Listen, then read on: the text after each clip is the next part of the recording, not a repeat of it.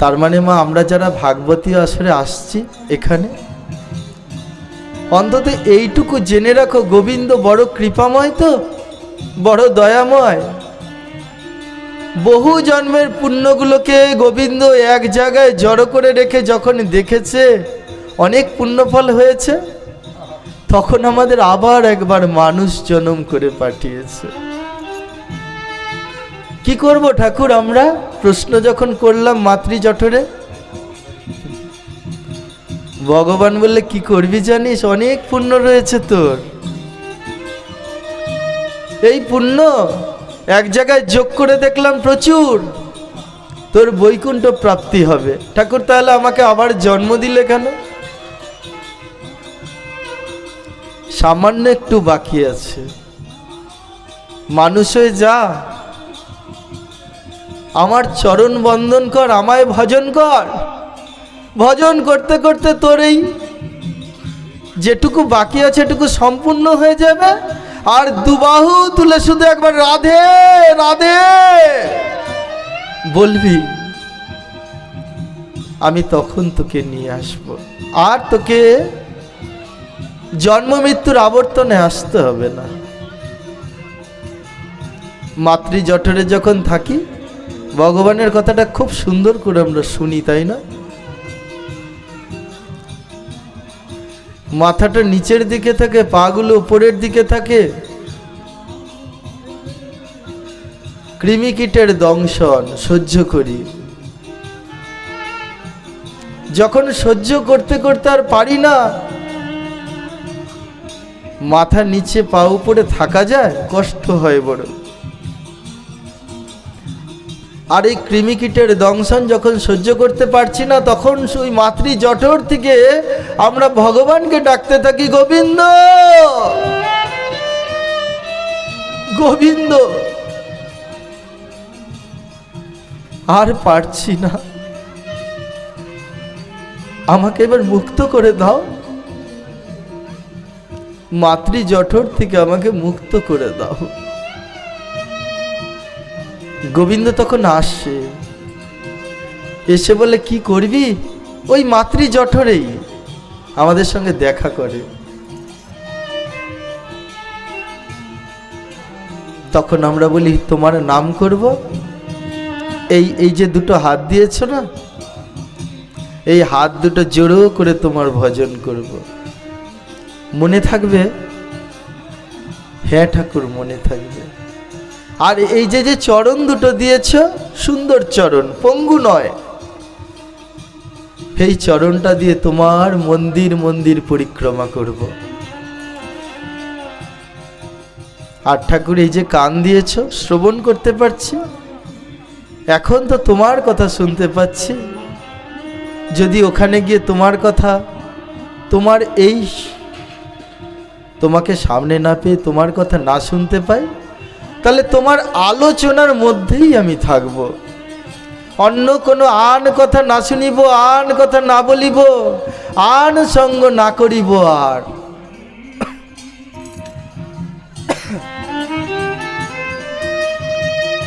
ভগবান বলছে ঠিক আছে,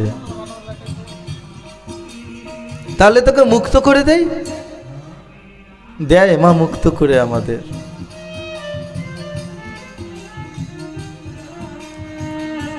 ঠাকুর তোমার প্রসাদ ছাড়া তো খাবো না, কিচ্ছু সেবা করব না। তখন এই মাতৃ স্তন দুগ্ধের মাধ্যমেই গোবিন্দ তার প্রসাদ পাঠিয়ে দেয়।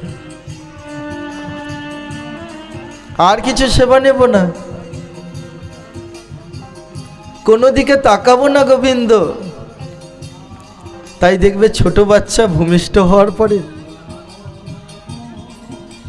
একভাবে তাকিয়ে থাকে, আপন মনে খেলে। আবার ঘুমের ঘরে দেখবে আপন মনে হাসে। কেন? যখন ঘুমিয়ে পড়ে তখন গোবিন্দ কাছে আবার আসে ওর। হ্যাঁ রে, কি রে, ভালো আছিস তো? বলছে হ্যাঁ ঠাকুর ভালো আছি। কি করবি মনে আছে? হ্যাঁ ঠাকুর মনে আছে। তোমার ভজন করব। তুমি সেবা করালে সেবা নেব, তুমি না সেবা করালে সেবা নেব না ঠাকুর। তখন এই ঘুমের ঘরে গোবিন্দ এসে সেবা করায় গো মা। দেখবে ছোট ছেলেটা বা ছোট মেয়েটা ঘুমের ঘরে যেন খাচ্ছে এমন ভাব মুখটাকে করতে থাকে। কে খাইয়ে দিয়ে যায়? ওই গোবিন্দ। সেবা করলো ঘুমের ঘরে। আর গোবিন্দকে বলে, ঠাকুর তুমি আমার কাছে থাকবে তো? তখন গোবিন্দ কি বলে জানো? গোবিন্দ বলে, তুই আমাকে সারা জীবন এইভাবে ভালোবাসবি তো? আমাকে তুই দূরে ঠেলে দিবি না তো? তুই ভালো করে শুনে রাখ, তোর পুণ্যফল প্রচুর, তাই তোকে আজ পাঠিয়েছি। যদি ভজন করতে পারিস তাহলে আমার সঙ্গে সঙ্গেই থাকবি। ঠাকুর আমি করব, ভুলে যাবি না তো? গোবিন্দ বলছে, বলে না না না, ভুলবো না ঠাকুর। তাই দেখবে ছোট ছেলেটা তখনও ঘুমের ঘরে যখন গোবিন্দ ছেড়ে চলে যায় তখন চিৎকার করে ওঠে আপন মনে, গোবিন্দ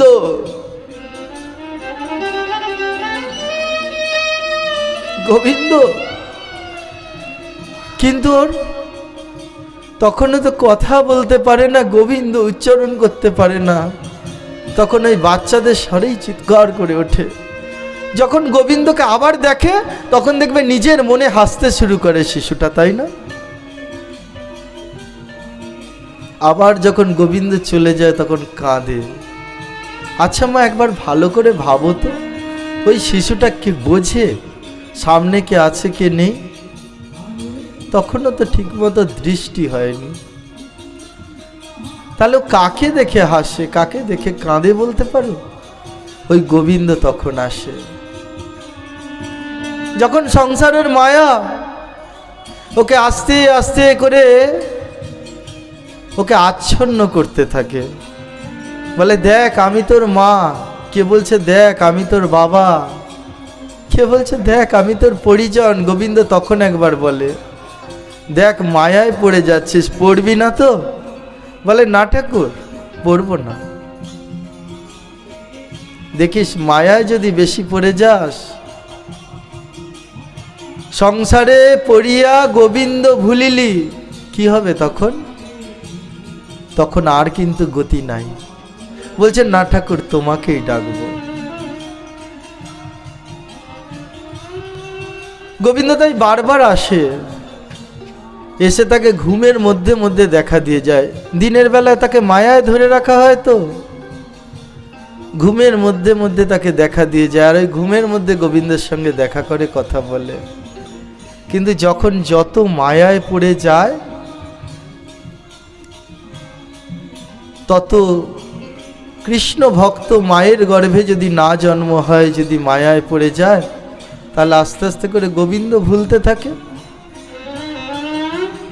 আর যদি ভাগ্যক্রমে কৃষ্ণ ভক্ত মায়ের গর্ভে পড়ে যায়, তাহলে ছোটবেলা থেকেই ওই গোবিন্দকে ভজতে থাকে আর বাহু তুলে বলে রাধে রাধে।